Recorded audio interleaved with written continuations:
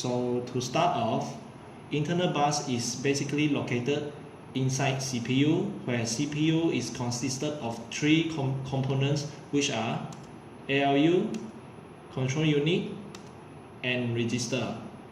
And in this case, the internal bus is connecting all these three components.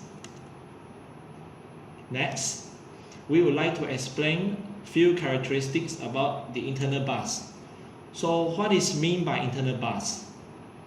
Internal bus is the interconnection between the components in the CPU. Second, because ALU does the actual computation or processing of data and only operate on data of internal register of CPU, therefore, internal bus has the role to transfer data from various CPU register to ALU and vice versa. Then, internal bus is actually consisted of three lines, which are data line, control line, and the address line.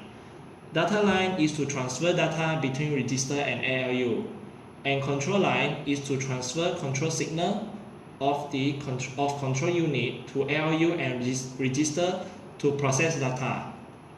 For address line, since CPU does not focus, less focus on the address line, so I'm not going further about that. After that is the width of the internal data lines. The width of the internal data lines actually determine the processor speed. For example, Intel 8086 only has 16 lines of internal data bus. It is slow compared to computers nowadays that have only 64 or 128 bits of internal data lines.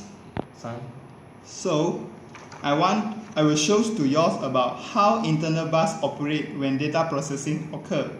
For example, I want to add two numbers 0011 and 1100 together. So because ALU only operates on the data of internal register only, therefore the two data 0011 and 1100 will transfer from memory through the system bus to the internal register through and after the internal data bus. Then the control unit, the data already installed inside. So the control unit will send the addition instructions through the control line to register and ALU. Then the internal register will now send these two data from through the internal data bus go into the ALU.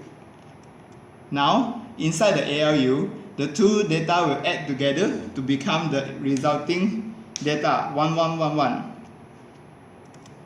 After that, the resulting data will send back to the internal register through the internal data bus also.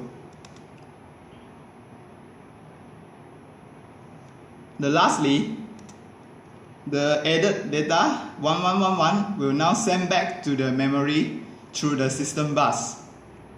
That's all.